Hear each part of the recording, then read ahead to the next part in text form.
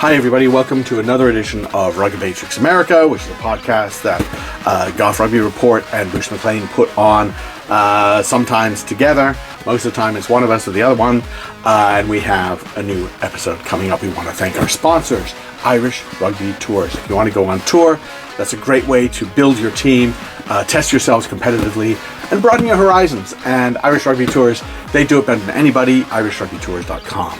Want to thank our kit supplier, 8x8 Sports. Got this t-shirt. There you go. At 8x8sports.com. Panther Rugby Academy. You are a young player. You want to play at an elite level and try yourself out against other elite teams or even international teams. PantherRugbyAcademy.com. Next Phase Rugby is a app that connects high school rugby players with college rugby programs. You don't have to be a superstar to find a place on a college rugby team.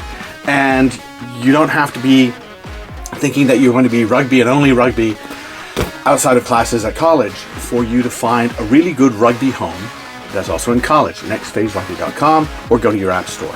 And finally, the U.S. Rugby Foundation. They support rugby through all kinds of levels. Elite players, they help with them, promoting scholarships for top players, build grassroots rugby, donate teams just getting started out, the Hall of Fame, referees, they do it all, but they need your help.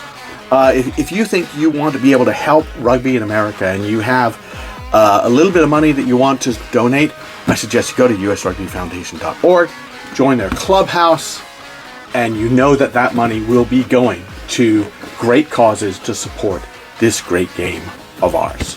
usrugbyfoundation.org. All right, thanks to everybody there. Thanks to your support. On with the next episode of RuggMatrix America. All right, here we are with Nathan Dalena, who running Rugby NorCal, and we are at the championships, which are going over there right now with the girls' final. We've had several pretty amazing finals here in Stanford. So how's it going? Just really an unbelievable day. Rugby NorCal at the beginning of the year made the decision to really try and set the standard for our championship events. And so we're just really appreciative of the NorCal community being able to get these games at Stanford on this facility on this beautiful day. Really just excited for what the standard we've set today, and then I think where we're trying to go in the future as well. I think it's really time for us to legitimize. The camera went. Yeah.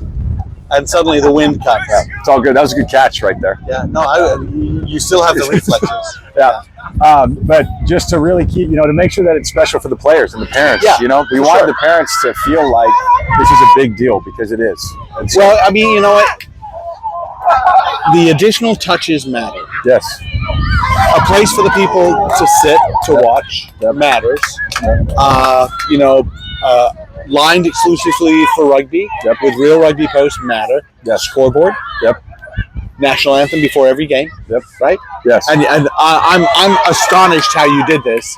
You managed to get both fields ready to go, ready for the national anthem at the same time, because you're playing at the same time. Yep. Which I don't know how you did that. It's just, I think the coaches understand what we're trying to do too, and the experience that we're trying to build.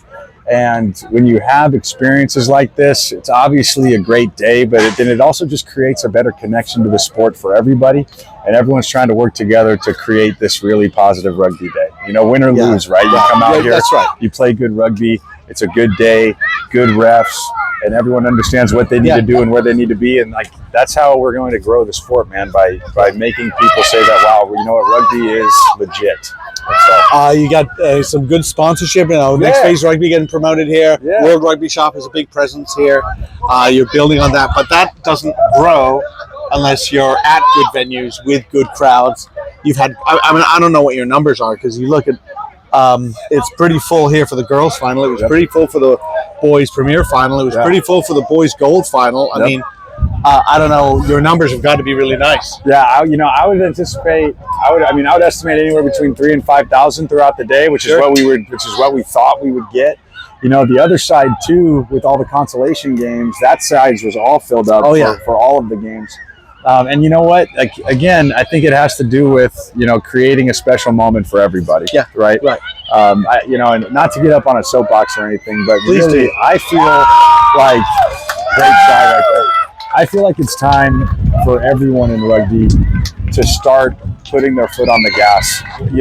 Everyone likes to talk about 2028, 2031, and 2033. And I was sitting there earlier this year also thinking about it. And then I told myself, you know what? The people that are going to be able to make stuff happen are people like us. Yeah, right? It is. That's it. It's not. Yeah. There is no more waiting. There is no more waiting for anybody to do something. It needs to be us taking the reins, making the sport legitimate, getting it out there, and being proud of it. And I think really doing stuff like this is just the first step of what Rugby NorCal is going to do. But I think it's time for everybody to really just smash that gas pedal and promote this sport and get it to where we need to get it to in 2031 and 2033, right? I want to sit here 5 and 7 years from now and say I've done everything I possibly could. I've spent all the money I possibly could, and I've done everything we could to make sure that we did it the right way, right? I want to have no regrets after those games, because I really think, in my perspective, it's going to be a whole different paradigm shift after 2031 and 33, right? I think the work's just going to begin after those years complete, and now is the time where we start building for real liftoff in this sport. I agree. And if you wait, then you're just still in the same spot and nothing happens. Exactly. And so if you're sitting out there, right, and if you love the game, right, if you love the game, go coach. If you can't coach, go ref. If you can't ref, go talk to your youth sports or your whatever clubs are out there and see how you can help. If they don't need your help, promote it somehow on social media or on marketing or whatever you can do. Do something for the sport, because I promise you, the people that are working in it every day are trying to do a ton now. And I know from our standpoint, we're trying to really push the envelope on everything that we can do for the game. And, but we're going to need a lot more people. Yeah. We're going to need a lot more coaches. We're going to need a lot more refs, infrastructure. Go coach and ref youth. Yeah. Go coach and ref the kids. If you don't feel like I can't come up with a game plan. No, just go and coach the little kids and say, here you go, here's the ball, run that way. I mean, you need people to just engender that love of the sport and just that it's fun, and the rest of it builds from that. We need to take ownership. Yeah. It's ours. This game, we're in the United States. There's more people playing soccer in Sacramento than there is playing rugby in the United States. Kids. That's sobering, right? We gotta realize, I'm obviously really proud of NorCal's numbers, but we are still so small in the youth sports landscape. If we want to get there, we really got to go. And so I think really on a lot of different levels, right? Not just at the high school levels, but at the youth levels and the flag levels. We just got to keep going. And I can't say it enough to everybody. And I can promise you that that's what we're going to do over the next 5 to 7 years, is really get after it. There's some talk, and I think it's important stuff talking about the California Grizzlies program and the high performance side of things. I feel like people can get caught up in that too much, right? Yeah. Because that's a lot sexier than saying I'm going to go coach under 8s. Yeah. But you kind of need under 8s. And I interviewed 4 kids from Carmichael who had been playing for 12 years together. Yes. Right? Yes. That doesn't happen unless somebody says I'm going to coach under 6s. Correct. And you know what? That Carmichael Hawks team, really special group. I've actually been able to watch them play since they were young. I've played against them. A couple of my club team has played against them, and they've always been a phenomenal and cohesive team. That's the kind of thing, playing when you're young, that's what's going to help the high performance stuff. And so, some people all want to get in there and get going on that. And I think the California Grizzlies do a phenomenal job in that high performance realm, because there's so much more than just coaching the best kids. Right.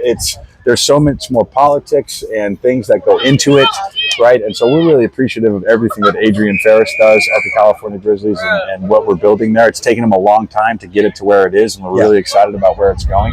But, the kids that have the most success in those programs are the kids that have been playing a long time, right? And the kids that started when they were young. And it's not only because they can pass catch better, it's because they love the sport. Yeah. And they're committed to it, right? Yeah. You need a different level of commitment to be great at this game.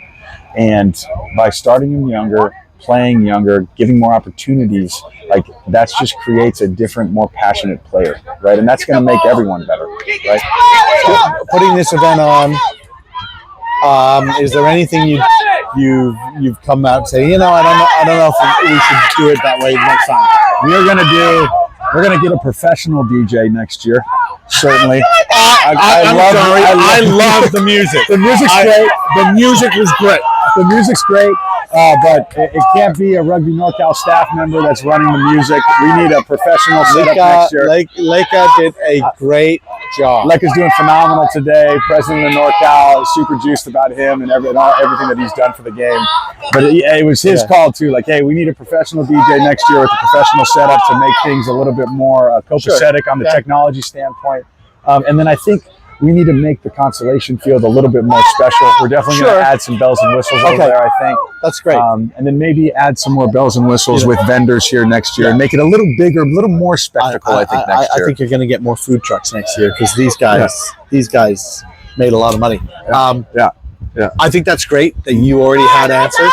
I got another one. See over there? Right over there in the field. What is that? Yeah, that's a wristband. That's a wristband. How many wristbands got ripped off during games?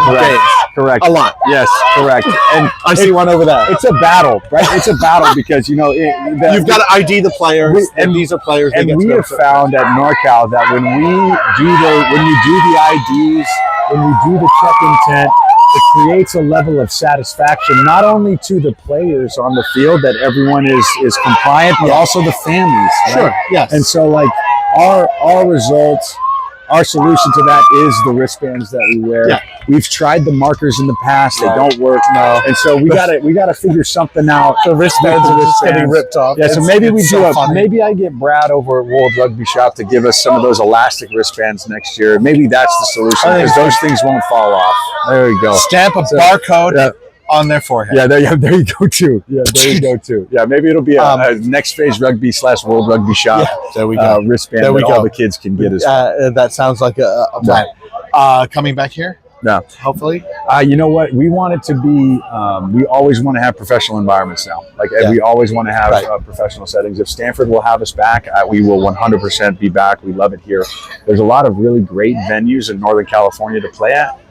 Certainly Stanford's probably one of the best, but we're always looking for the best times to do things. Was it 25 years old? Mm-hmm. I've been coming here a lot. Yeah. I hadn't come here for a very long time, and I came here in the fall. But I remember USA Uruguay in 2006 was played here. Wow. I remember, and that wasn't the first time I was here. It's we get very good at taking for granted, being almost negative about things that have been around for a while. Yeah. Like, Stanford. Mm-hmm. They don't have. I was like, I'm sorry, but they've been a dedicated rugby facility in Northern California for 2 decades. Exactly. So they're here for you. Yes, probably have to pay something, all that stuff, but they've hosted the All-Americans. They hosted the old NA4 games. They hosted the Eagles. They hosted collegiate championships. West Coast Sevens in October. I coached a girls team here at a girls select side tournament. Yeah. A million years ago, 2008, I want to say, or 7, one of those two. It's great to have there. People can take it for granted. And I think you don't realize until you're here how beautiful it is, right? And really what the different level it kind of brings to the game and the different level of importance. And so, if Stanford will have us back, we're coming back for sure. Yeah. I really appreciate the Stanford Rugby Alumni Board and Rich Ashfield and Irene Gardner for all the help that they've done and just the support of Rugby NorCal in general today. And we're certainly going to continue with this standard. I've been telling everyone today that today is the lowest standard that we're going to have. Yeah, it is only going up from here. And Rugby NorCal staff and we need to do everything we can to make sure that this is the bare minimum for our players, because our players deserve it. The kids deserve it, man.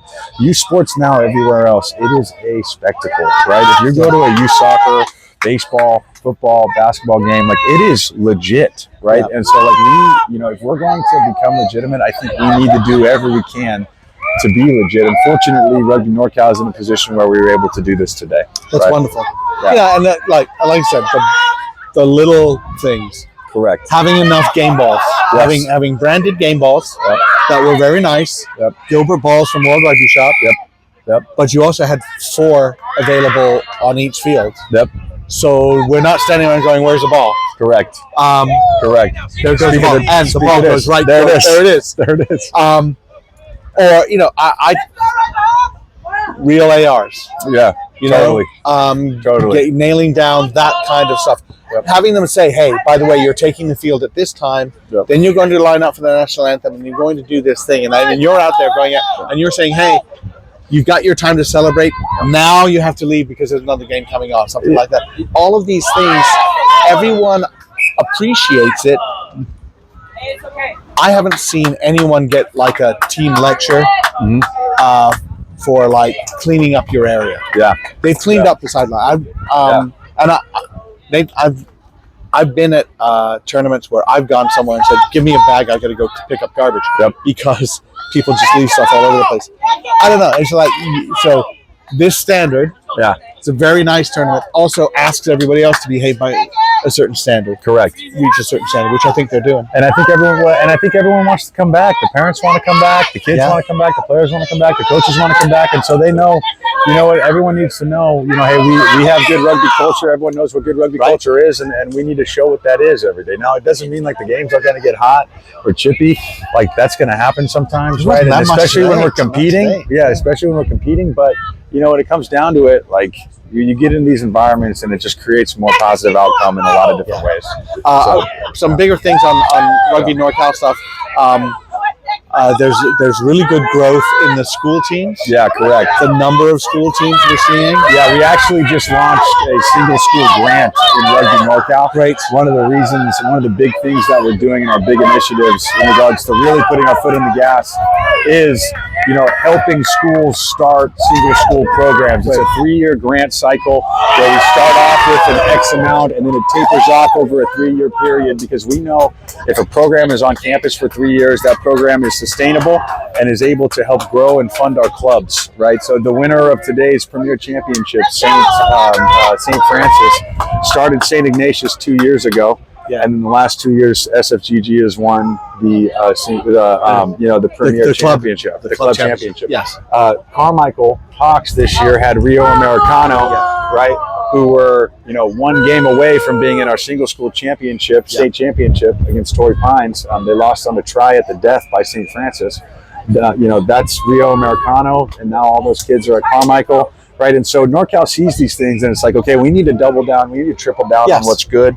Right, we know single school is good. We have a dedicated league for it. We know flag rugby is good. It's funding our clubs. So that's really how we're going to be accelerating our numbers over the next 5 to 7 years, is single schools with both women's and men's teams, right, and flag rugby as much as we can. Leagues, flag rugby leagues. I'm a big fan. I appreciate everyone's hard work in getting it into PE programs. I think seeing rugby in PE has its importance. Having actual flag rugby recreational leagues ties more into conversions from flag to tackle. The metrics are there already. All of our clubs that are running flag leagues have robust youth programs, and those programs then turn into great high school programs. So it just kind of goes back to what we were talking about in regards to how do you form your club properly within Rugby NorCal. So flag rugby in single school. Can you get into public schools? Yeah, we are actually already in 4. Great tackle there by Speedy. We're already in about 4. Yeah, 4 public schools already. It's certainly a different dynamic in regards when you're talking to school districts. It's really more of like an affiliate rather than being, legitimately on campus. It's a like actual school sport, right? It's an affiliate sport. But what we're doing, you can operate as a club, like an activities club or something. I mean, there are ways to do it. I don't know why every rugby club in the country has to tell their kids to start an on-campus activity club or lunchtime club on campus just to have it there, right? Even if you can't be like a legitimate like rugby club and practice on the field, right? Just by having the club, and for those women or men who create that club on campus. They can be the president of a club on campus that they founded. What a great thing to put on a college resume, right? And at least it's something to like start a connection. And that's really kind of how like Akalani's and Rio Americano, Dublin, like Edison High School in Fresno, all of these clubs are public schools. They're some are on campus, some aren't. But they have, you know, they started with just kids getting together and saying, hey, we want to talk about this game, or hey, we want to play this game. And then that builds, right? That builds. That's great. Yeah. Okay, so that's all. And I think you have to. I think every high school in the country has to allow for at least an activity club. Yeah, like sure. If they're just talking about it at lunch. Right. Yeah. You know what I mean? Well, So- just watching some videos. Watch some videos. Yeah. Meet one time a month. Yeah. You know. Yeah. So you know, I think that makes a ton of sense. I think it's a good opportunity for a lot of players, and I know a lot of our coaches here, especially these two here at EPA and the Harlequins, like they're trying to do a lot of work in their regions in regards to getting into schools. It just helps, right? It just helps. So, yeah, it's a huge ecosystem, right? And I was talking, I think we were talking last night, Alex, about how like we're in this unique scenario where we want to compete on the field. Everyone wants to win, right? But we're also a sport that's still growing, and so we have to compete on the field, and then we also have to work together off the field to help advance the sport together, right? And that's really the only way that we're going to be able to get there. When you talk about like the high school clubs, there's so many examples of where they become sort of black holes for talent. A club wins, and then other players look around and go, well, I want to go there because they win. Yeah. And then they get everybody, and then they become bigger and bigger and bigger. Then they collapse in on themselves because there's no one to play. Yeah, it's tough. And it's got to be policed in such a way. And we can look at the old Highland Club, right? And the old Highland Club had dominated in terms of numbers and winning. Yeah. And when it split up, and they knew this would happen, eventually we got like probably 5 or 6 programs out of it. Yeah. And that isn't that better? Having the league, having the community, having the teams to play and the competitiveness, that's what really up levels in the end, right? That's what really up levels in the end, because it's not going to be one person that takes a club or a team or something to the next level. It's going to be a group of teams playing against each other and making each other better. Competition breeds advancement, right? But again, along with the competition, there has to be, like, we do need to work together to make the game move forward and get more people out there, right? You know, I think we've got, you know, a good amount of kids playing in NorCal. I'd love to double or triple it by 2031, you know? Yes. We've got 13 single school boys teams. I'd love to have 20 within the next 3 years. The growth is there, and I think that's, how great is that? Because how many did you have 2 years ago? I think we had 9. Yeah. I think we had 9, or 8, you know? Derek Holmberg, De La Salle, started in 2019 with 4 teams. Right? And so it's really, you just go with what works, right? Like, we know it works. Okay, how can we pour in our time and effort to, really, making that work better, And so, no, I think the opportunity is great. I couldn't be more excited. It's really a once in a lifetime opportunity that we're in here. When is there going to be a World Cup again? When is there going to be, the Olympics in the United States? Sure. With sevens? Like, I can't say it enough. Like, we just got to go, right? Yeah. We just got to go. And so that's what we're going to do. NorCal is just going to go, and we're going to keep having great days like this. And hopefully, World Rugby Shop VO and Alex Goff and Next Phase Rugby will continue to come out and promote, man. I couldn't thank you guys all enough for, really being here. It's great to be here and doing it. Yeah. It's hard. When you're doing rankings, Alex, like, there's a lot of opinions out there. So you coming out here and willing to interview and willing to do all these things. Catch some smack. Catch some smack talk. Some heat. There's some heat. A little bit, not much. Guys are cool. But I will say it is difficult to rank the boys' clubs here, because, like, you look at the second place team was 3-2-1. Yeah. The third place team was 3-3. The fourth place team was 3-2-1. The fifth place team was 3-3. Yeah. So do you want to say, well, they're all mediocre? No. Yeah. The thing was, the league was really hard, and if you didn't have your very best game, you're losing. Yeah. Totally. Against, you go play. You don't bring it to. I mean, like Motherlode, not a bad team. No. Marin, actually, not a bad team. Marin, I don't think has won a game. But, you go, Motherlode ended up 3-3. Yeah. Motherlode got one this year. Yeah. Motherlode has been growing. Motherlode actually is now the second largest club in NorCal behind Danville, which is incredible. And so I'm super juiced about their growth. Yeah. Marin has a great coach in Kim Stagg and some really nice players there. They got a good win against Wolverines at the beginning of the year. And there goes Speedy. She scores a lot of tries. Tried to record that and that failed completely. That's right there. Yeah, that's a good. Man, she's really good.